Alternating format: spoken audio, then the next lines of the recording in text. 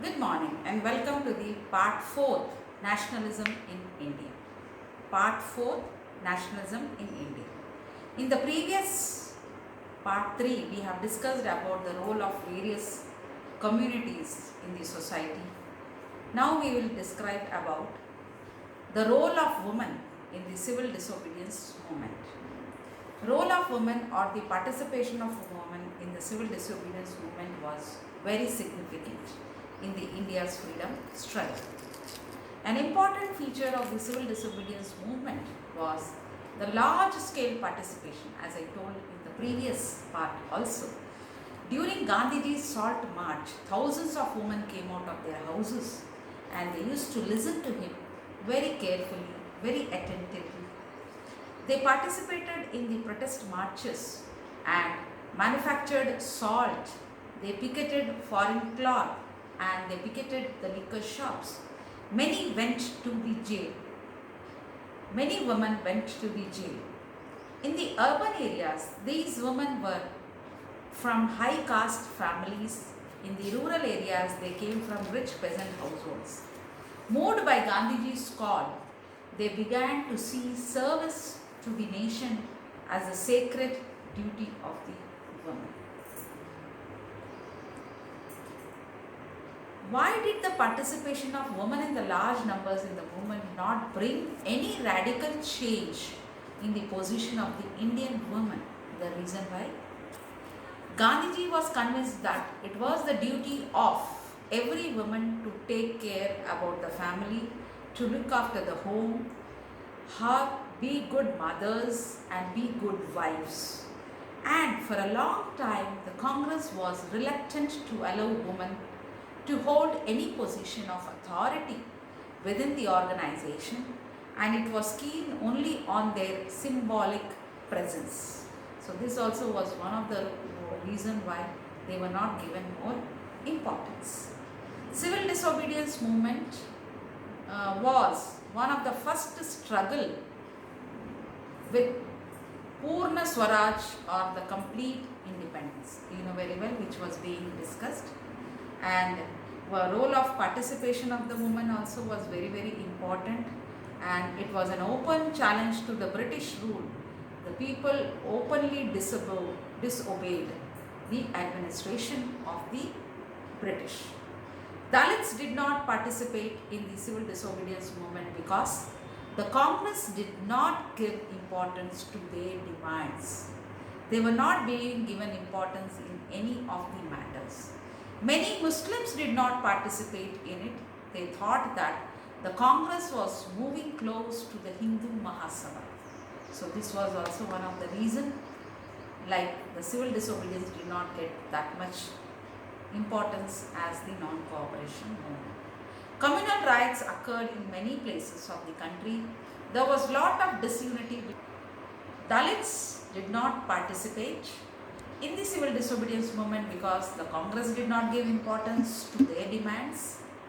Many Muslims not participated in as they thought that the Congress was only giving importance to the Hindu Mahasabha and lot of negligence was there for the Muslim community. So communal riots occurred in many places. There was lot of disunity between the Hindus and the Muslims. Industrial workers' participation was minimum because their demands were not being taken care by the Congress. And next topic, we'll come to the next topic, Gandhiji for the upliftment of the Dalits. Gandhiji was against untouchability. He said that Swaraj would not come for 100 years if the untouchability was not abolished. So immediately he called off for the abolition of untouchability. He called the untouchable Harijan or the sons of God. He organized a satyagraha to get temple entry and access to public places, public wells, stands, roads, schools for Dalits. He cleaned Harijan colonies, and in his ashram there was no caste feeling. He asked the upper class Hindus to give up the inhuman practice of untouchability which is considered as a crime. Next topic, Gandhiji versus Ambedkar. Dr. Ambedkar demanded separate electorates for the Dalits. He thought that a share in the political power would help in their upliftment. Gandhiji opposed the separate electorates. He thought that it would create disunity among the people. So they clashed in the second roundtable conference. So the Pune Pact, which took place in September 1932, Pune Pact is nothing but an agreement was signed between Mahatma Gandhi and Ambedkar in September 1932. Gandhiji brought an end to his fast. He accepted the demand for reservation of seats for Dalits in the legislatures. Ambedkar agreed to give up the demand for separate electorates. So this is about the role of Gandhi and the Ambedkar with Pune Pact. Next, belongingness among the people of India. How this happened? This is through a very important allegory, or you can say the image of Bharat Mata. Bankim Chandra Chattopadhyay, he created an image of Bharat Mata. Abhindranath Tagore painted the image of Bharat Mata. Bharat Mata looked like a sannyasini.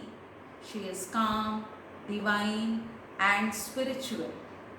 Devotion towards her became a proof of nationalism. So the image of Bharat Mata you can see from the textbook. Now next, the song, it became very famous, like Vande Mataram. It had a lot of importance in the history of India. It was a prayer to Bharat Mata written by Bankim Chandra Chattopadhyay. Vande Mataram became the war cry of the Indians.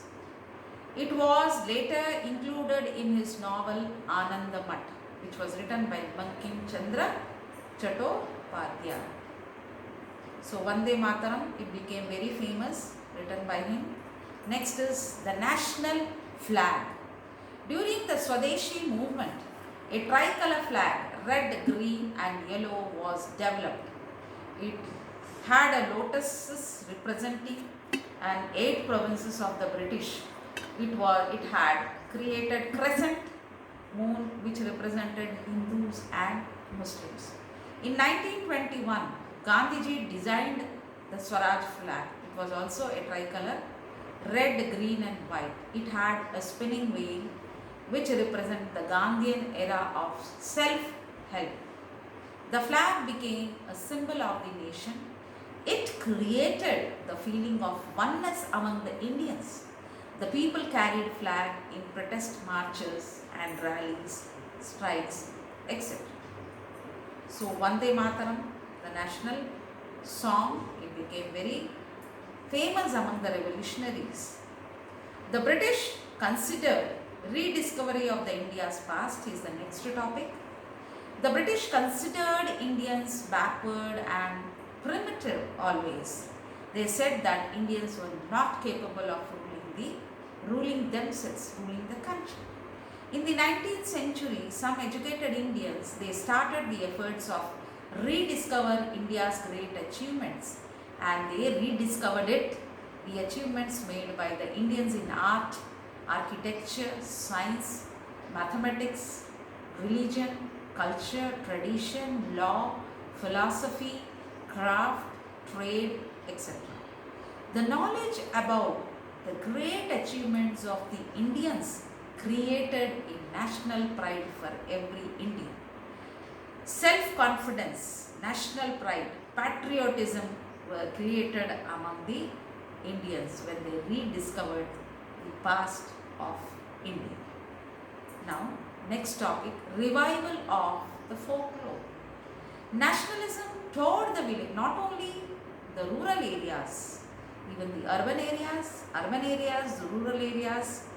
It traveled, it toured to collect the folk songs and the legends of the great heroes, legends of India. Rabindranath Tagore collected a number of folk songs and legends.